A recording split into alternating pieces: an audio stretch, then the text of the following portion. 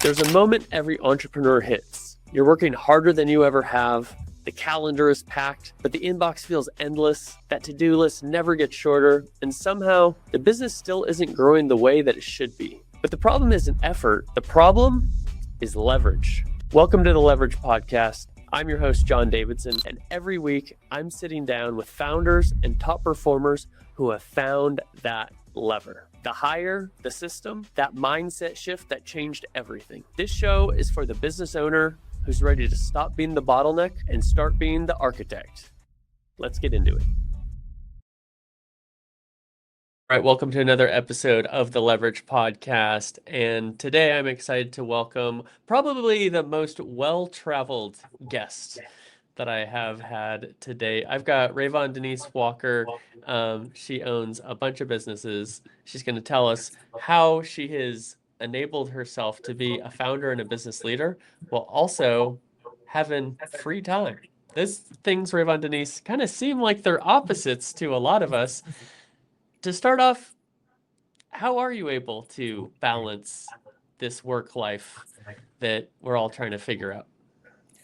Well, I don't know if I quite figured it out 100% yet, but I think I'm at that 75% mark. And it took a lot of years of allowing people to, teaching them how to treat me, if that makes sense, right? So teaching your clients how to treat you, teaching your family how to treat you. And that means that there's scheduled times for everything, right? And making sure your values stay in line. And the most important thing is the systems, getting to the right systems that will continue to work for you while you're busy, while you're with your family, and while you're asleep. That's a good point. I had a job years ago working for somebody, and he really understood how to control the client. And I used to be a slave to these clients because, you get a client who you really want to work for, right? Or you feel like this is my break-in moment. And I remember there's this one moment that changed my life. And I was sitting at a drive-through at lunch, because it's my lunch on a work day. And this he's kind of in the LA producer world. And this dude just starts hitting me up, and I had so much stress, and I was in this, when you say jump, I say how high sort of mindset. And this client was ruining my life. And one thing that really helped me, my boss, he said, John, the client's emergency isn't necessarily our emergency. No. Now, at the same time, you can't just say that to somebody and hope they hire you again. It's about setting up boundaries, right? One thing that we would never do is, I remember it's like, if you start answering emails on a weekend or you start answering emails late at night, and for anybody listening, whatever your boundaries are, figure those out. But if you make an exception, that client is going to expect, right? Oh, of course they're going to get back to me on Saturday. But you set these hard boundaries and you time block everything, like you're saying, Rayvon Denise. You train them to you're setting expectations, right? Share a little bit about, in your work, how you're able to effectively set expectations with the people you work with. I think the biggest part for me is, I started off doing real estate. That's where all of these business came from. I started off a little further than that. We'll talk about that later. But starting off in real estate, selling houses, it made me realize that there is no emergency in real estate, right? Unless your house is on fire or something of that nature, there's no emergency. So everything can wait within 24, to 48 hours. I tried not to go no further than 24 hours with someone contacting my client back. But when you set the guidelines and the boundaries up front that says, hey, I do not work on Sundays. I do not reply to messages on Sundays. There's no emergency to me either on Sundays. If it is an emergency, one of my staff will take care of it. It's all about teaching them how to treat you. One thing that I think that people don't understand is they don't know how to treat themselves. So the biggest thing that I can give you guys that's very important is write down like 10 things, right? 10 things that you love about yourself. What's great about yourself, right? Are you dependable? Are you honest? Are you loyal? Are you family oriented? Whatever it is. And everything on there that you want people to treat, how you want people to treat you, treat yourself first, right? In order for you to set boundaries with your clients, you have to set boundaries with yourself. And so when things changed for me is when I started changing boundaries for myself. I literally had a therapist. I promote therapy. I went to this therapist and I'm like, hey, what do I need to do? And he's like, I think you need to learn how to love yourself. I think you need to learn how to set boundaries with yourself. I think you need to learn how to trust yourself. And so when I wrote those things down and I said, I want people to be honest with me. I want people to be patient with me. I want people to do this, that, and the other. He said, the first thing you need to do is be that to yourself. And once you be that to yourself, everyone else will follow. And so when I started being patient Wow. with myself, the clients started being patient with me. When I started, trusting myself to shut my phone off at 8 p.m. and knowing that, the I believe in, God will take care of everything else. The clients respected that. But as long as I didn't show respect for myself, the clients did not show respect for me. Right. And so it's not even a lot that you have to do, but just be you and actually stick to your own boundaries and they'll stick to them as well. Interesting. So I understand hearing you say that. And it's one thing to say, treat yourself the way you want clients to treat you. Now, the phone example is very tangible, and I totally get that. But it's a little more complicated to be patient with yourself, to do these other things. How do you take that lesson that the therapist gives you, which is a great one, and then tangibly apply that into your life? So it took a while for me to do it, but what I personally did was I took a journal and I started writing down everything I did that day, right? I couldn't get to it every day, but every time that I got a chance, I wrote down what all did I do today and how could I have did it better. And what I realized is I'm always rushing, right? And so with Mm. me rushing, like I'm running out the door, I'm supposed to be somewhere at 10 and it's 9:20, 9:40 and it's 45 minutes away. I forgot my purse. I forgot the book. I forgot the right shoes. I forgot all this. When I actually took the time to say, hey, I'm late. And at this moment, there's nothing I could do about it, but try to be better next time. I was able to be on time because I walked out the door with everything that I needed, right? And it was a Mm. simpler process. So when I took that and I put it into everything that I did and I made it apply to everything, it started to change me. But it was hard. It's not something that happens overnight because these are things that were conditioned in our surroundings and in our environment that taught us how to do things opposite of what we should be.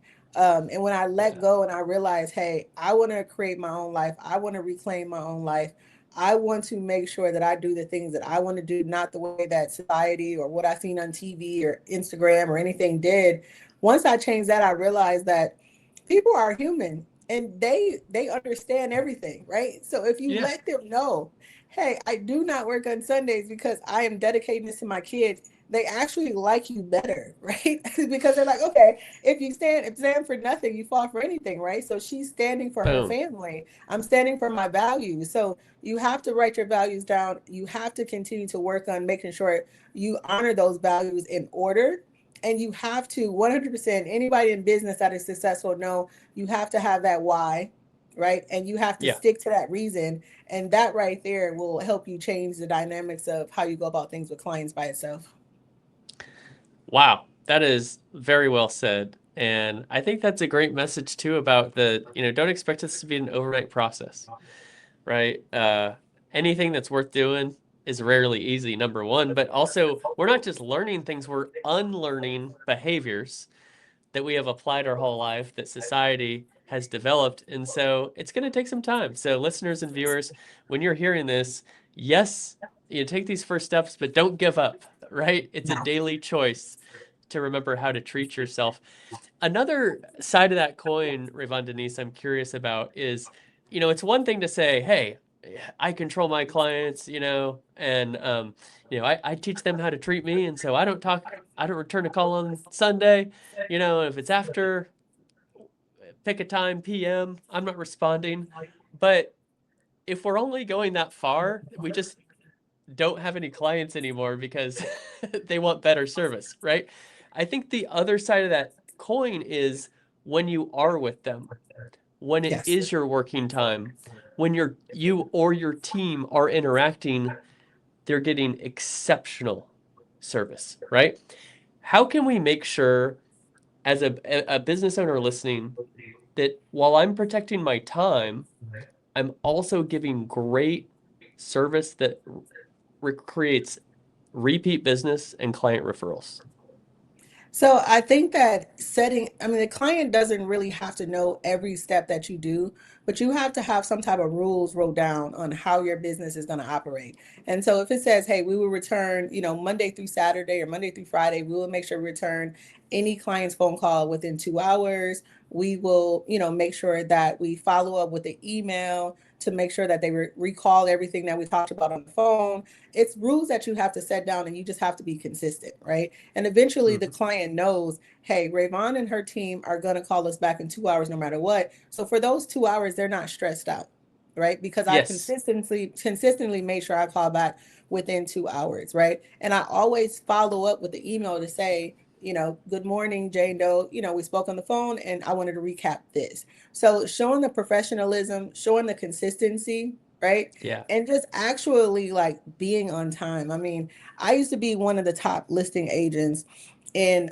Houston. I have a team now, so I give everything to them. But the biggest thing that I learned and that I would do is I would show up to a house. I'm not on time nowhere else. So if you invite me somewhere, I'm not going to be on time.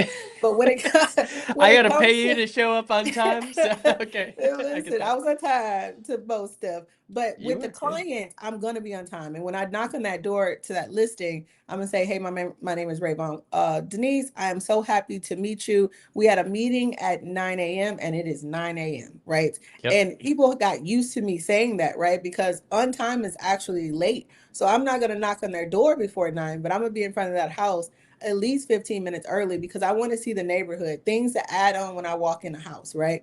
I may meet the neighbors. So when I sit down at that table and I say, hey, Jane Doe, I met, Susan across the street. She was so amazing. She told me about how the HOA is and how beautiful the new neighborhood is. And I also seen that there was 3 houses for sale down the block. They're realizing that I pay attention, that I'm there, that I'm professional, and that I'm serious, right? It Yeah. wasn't who I was and how fast I could sell your house, although I was one of the, more faster selling listing agents.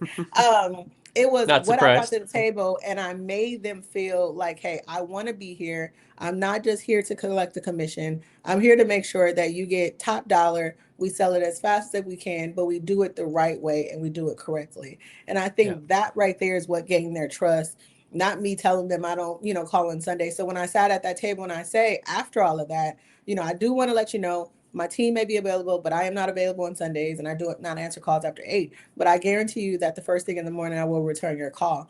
They never had a problem with that, right? Because of Right. everything that I gave them ahead of time. So if you're not offering great customer service, if you're not constantly, weekly, I search every real estate agent in the area that are selling the top amount, the top listing agents, and I would see what are they doing? How can I be better? I scripted and role played even when I was one of the top scripters, in Texas. I still Mm-hmm. did it for 2 hours a day, right? So it's Wow. the consistency and it's the practice that says, hey, I'll always out script you. I'll always show up before you. I'll always come more professional than you. And that's the part that allows me to be able to say, I don't answer my phone and I will not respond. And there's no emergencies in real estate. That I appreciate you explaining that for us and that setting the expectations and then delivering on those promises and doing it every time. People learn to trust your process and respect for what you stand for. Now, Rayvon Denise, you do a lot. And so before we take the next step in this interview, can you help our audience just understand what are the various businesses that you currently have your hands in? So currently, everything came from real estate. So I try to stay in my lane the best that I can. But in the process of selling real estate, I worked with a lot of investors. And one day, one of the investors reached out to me and said, hey, you made me $3 million last year. So I'm like, $3 million, right? Like profit? And he's like, yeah. So I reached out to a few other investors and kind of got those numbers. And I'm like, okay, I got to add something else to my belt. So immediately I started investing in properties. Hmm. And so I currently own a little over 200 properties in the Houston and Minnesota area. I'm from Minnesota. Oh, And cool. then also I said, okay, well, I'm buying and I'm flipping these houses, but one of my investors owned a construction company in California. And I'm like, hey, Mm-hmm. well, let's team up in Texas since you're not here and build and flip houses. So I Yeah. basically started building and flipping houses for not just me but for other people. So those are my main thing. Now as I start to transition out of real estate, I have a team. I'll continue to have a team, but me personally, I'm not selling or working with buyers and sellers unless it's parents or something of that nature. Yeah. I started mentoring just because so many people were calling me asking me how did I get the process of building and flipping down so perfectly. And Yeah. so that's the biggest thing. And then what makes me happy, I wouldn't call it a business. What brings joy to me is traveling. And so we took all that travel and the freedom that we found from traveling, and we created a podcast, which is Freedom on Your Terms. And it's more than just traveling, it's just reclaiming your life, finding freedom, finding that peace, letting go, decompressing, right? And just getting to the point when we're happy, where we're happy at, and not waiting till that 70 or 80 to retire to find happiness, but Yeah. finding it where we're at right now. That's so incredibly impressive. And if we didn't have the first part of this discussion, I would say, Rayvon Denise, how do you get all this done in 7 days? You don't even work on Sundays. Um, I don't work on um, Saturdays anymore either. Boom. So not only are you able to accomplish all these things and make these businesses run, but you're able to have this important time to travel, to have the time with your family and all of these things. So let's peel back the curtain and learn how you do this. And from what I understand, it's all about systems, right? Correct. So take me through this, like I don't know anything about systems, and help me understand the starting point of employing a system and then how you're able to apply these to the different businesses so that they run while you're able to do these other things. So I'll have to start out with saying that I didn't used to believe in coaching and mentorship because for me, I just kind of ran across a few bad, apples in the Yeah. bunch. But then I realized that coaching and mentorship is not just about accountability. It's about being able to speak with someone that may already have the systems in place, right? So, what I recommend people to do is to find a coach. It doesn't have to be the most expensive coach, it just has to be the most consistent coach, right? And you want to have a coach that works with other clients that are already successful in what they're doing, because that coach is going to help you to get to those systems much faster. I've spent hundreds of thousands of dollars to find the right system over the years. And how I would have did it before and how I suggest everyone do it now is totally different, right? So find that coach. The second thing is I have a husband and his name is Claude, right? Claude is my husband, Chat GPT, right? And that husband of mine, he helps with everything. So get into AI, right? I was not accepting of it in the beginning, but once Yeah. I started using it between Chat GPT, we call him Chad, and Claude, it was amazing because it gets you a little further than what you would if you put in there, certain prompts. Just say, hey, if you're in the beauty industry, give me 5 of the top systems that will help replace me. That's what you're looking for. You're looking for Mm-hmm. systems that will replace you, not systems that will work good with calendar. Systems is this. Give me every system that I need that will help replace me.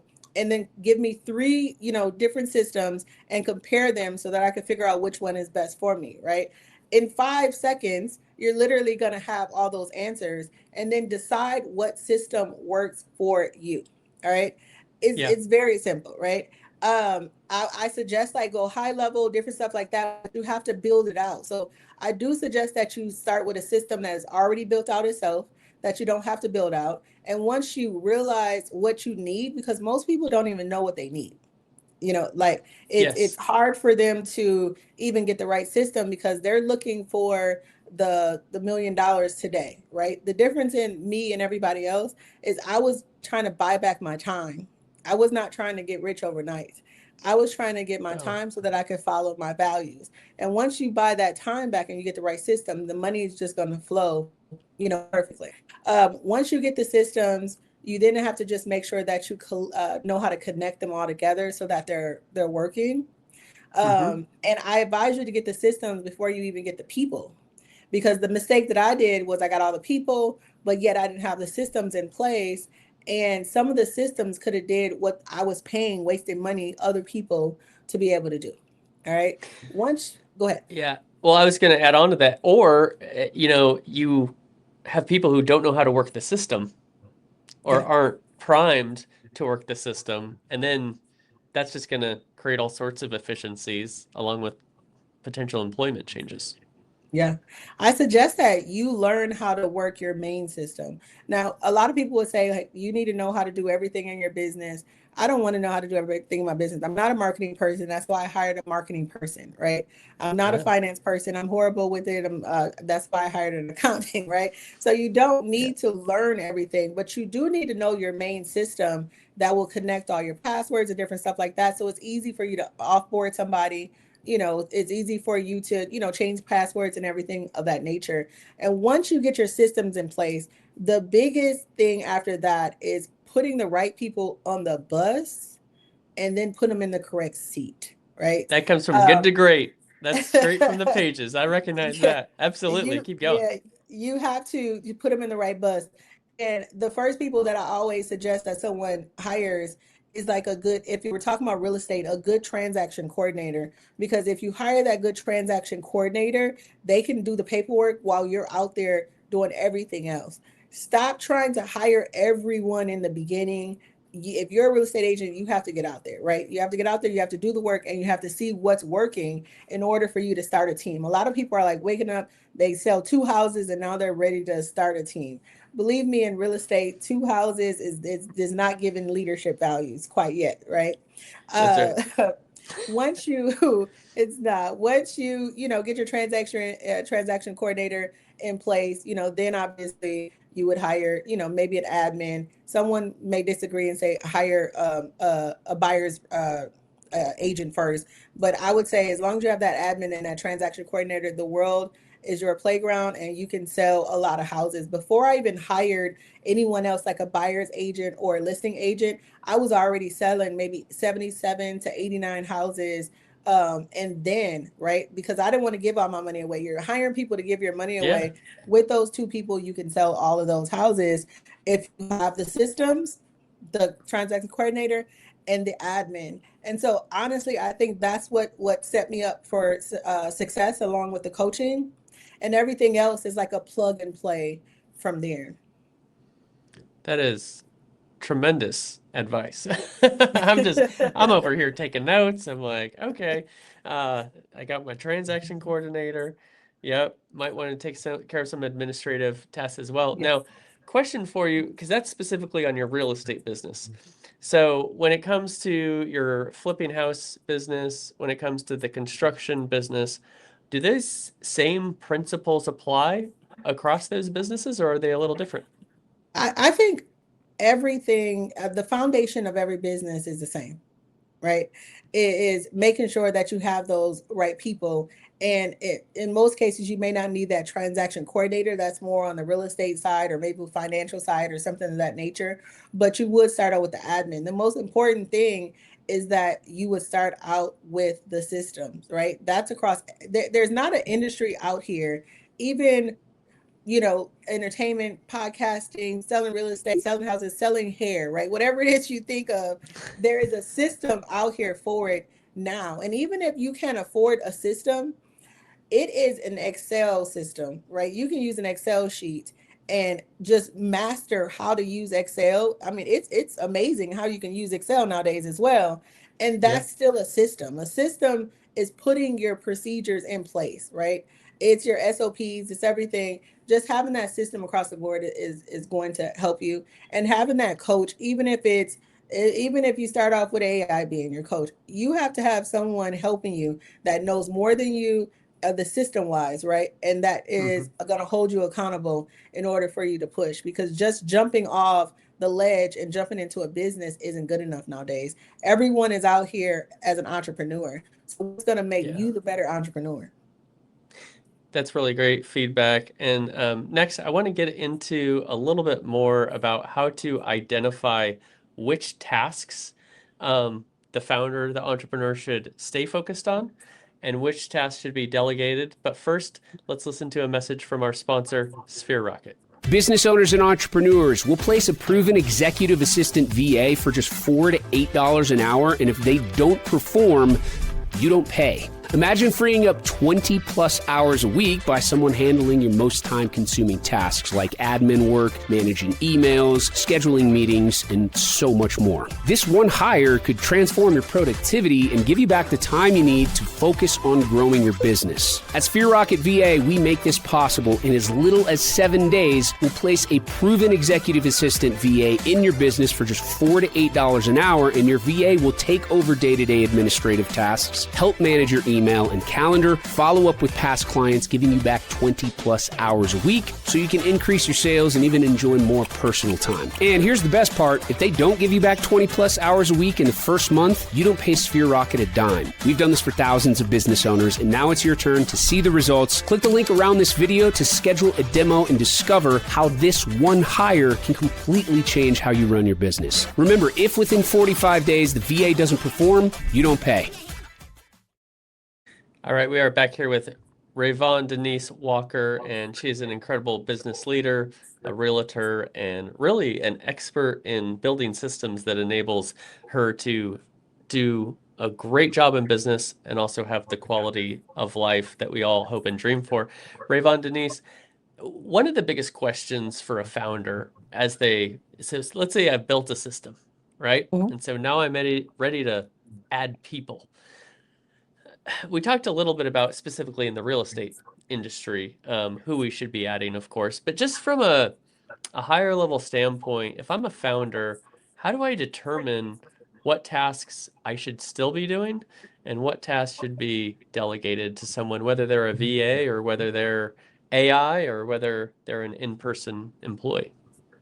So I think the most important thing until you get to a level of I couldn't even tell you what that level is, maybe Elon Musk or something. You should always continue to be the one to capture your clients or your leads, right? And so where I'm at right now, I have a office manager and a personal assistant that controls everything that has to do with me. So my calendar, my employees, my systems, everything. The only thing that I do, and I don't even have to do it at this point, but I love doing it, is I take 4 hours a day and I look for leads, right? I look for clients, I close deals, I make sure that I have the money coming in while everybody else is continuing to do everything else. Because ultimately, once all of that is set up, the only thing that is important is making sure the money continues to come in. If you're stuck behind your desk and you're controlling your calendar and you're controlling your systems and you're controlling your finances, when do you have time to have clients? The purpose of scaling up is that it frees up your time and it puts you out more into the community or on the phone or whatever it is that you do to be able to scale up your business financially. Yeah, that's very well said. And potentially traveling, right? Yeah, So 100%. not only are you a global entrepreneur, you are a globe trotter. How many different countries have you been to just this year, with this being August when we're recording With this? August. So in this year, in the last year, I've been to I just told someone I think it was like a total of maybe 39 countries. I say 46 because we just added more. But this year alone, I've been to, just like with inside of the 2027 year, I've been to 21 countries. Wow. And so yeah, so we kind of hop. I used to travel a lot within the United States. I always tell people I've been to every state and a lot of cities inside those states, except for that little tiny part, at the top that I haven't been to, like Vermont and a couple of those states that I That's just actually haven't the made. same for me. That's the same for Yeah. me. I've been to 46 states. I used to skateboard for a living, so I go on Oh, cool. tours all over the country and everything. So it's that Northeast, Maine, Vermont, New Hampshire, and then I have not been to Alaska. So, Okay. Okay. but I have Yeah. been across this great country a time or two. I haven't been overseas yet, which is on my to-do list. So let me ask you this, a little travel advice. If I'm going beyond the United States, where should I go first? If I had to, I really liked Bali. Like, I really, really like Bali. And the reason why I like Bali is it's far enough to where you can catch a couple countries along the way. And so my close friend, my best friend, she's the one that got me traveling out of the country so much. She's like, hey, you got to get out of this United States. I just used to go to like the surrounding countries, like, Jamaica, Mexico, stuff, Virgin Islands, different stuff like that, even though that's part of our United Yeah. States. But she taught me how to like travel and take long layovers, right? So when we went to Bali, it was like a 24-hour, not like including layovers. We were just on a plane, three different planes for 24 hours.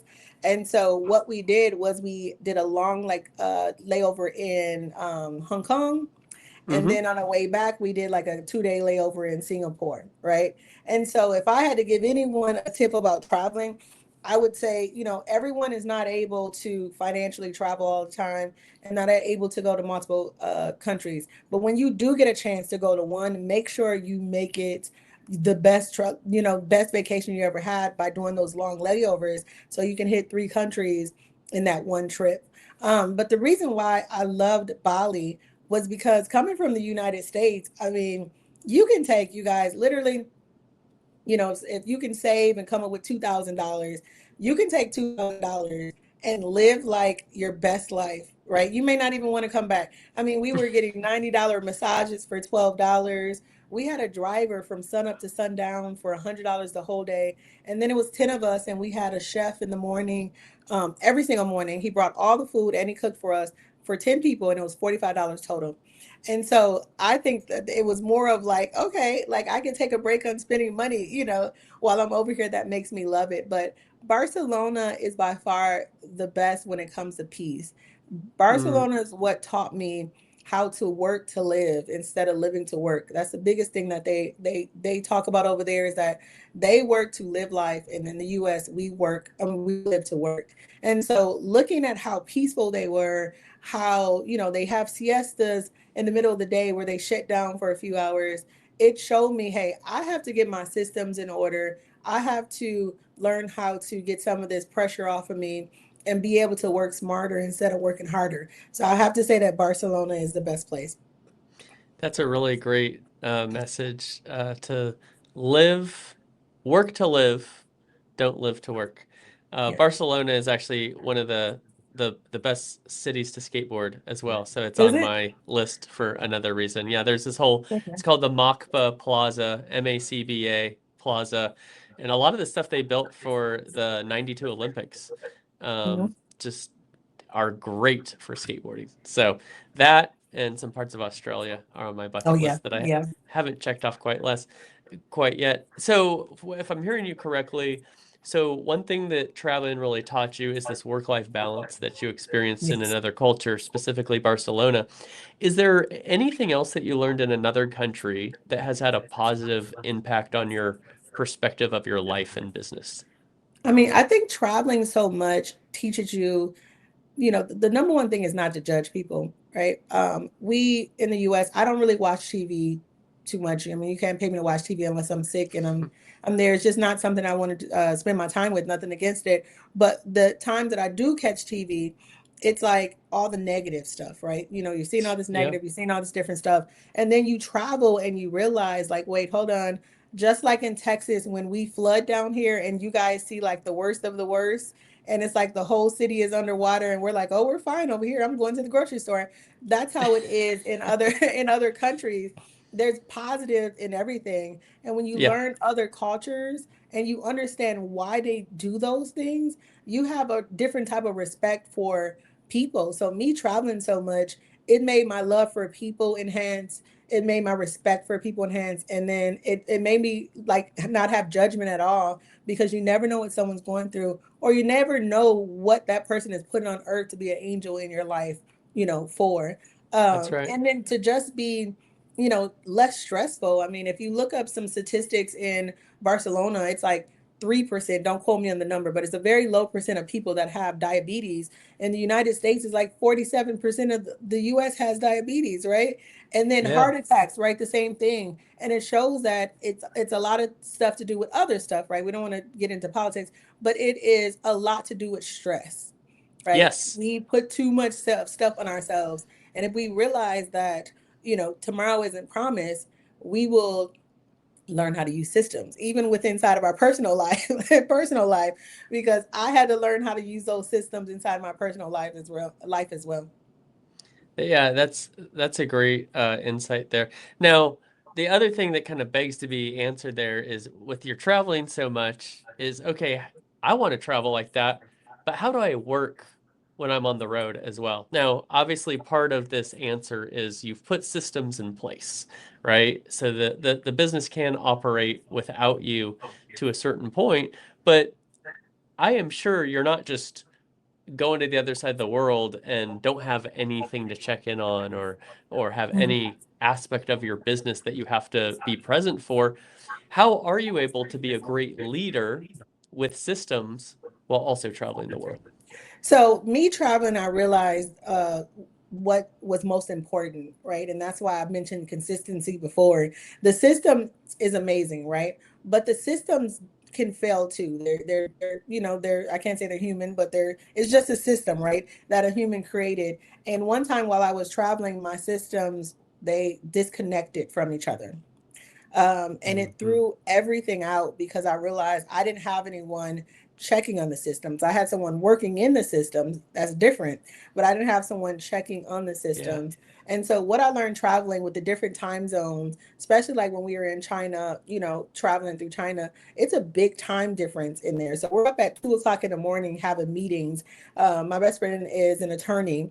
And so she's literally in court, on Zoom, and I'm doing here. I realized that systems 100% matter, but consistency and dependability matters more, right? So they say, you got to get out there and hustle. You got to do this. Well, you got to be consistent. Yeah. And so for me, no matter what time it was, I just had to set that alarm clock and get up and made sure I get those meetings and made sure I did those phone calls still. And so that I think that's the hardest part is just knowing that, hey, I may get thrown off on this sleep pattern while I'm traveling throughout the world, but I have to stick to my 10 a.m. meeting, every day with my team, or Yeah. something's gonna fail, right? And That's traveling will right. also teach you how to make your business better because you'll see what you're missing while you're gone because you can't run to the office and fix anything, right?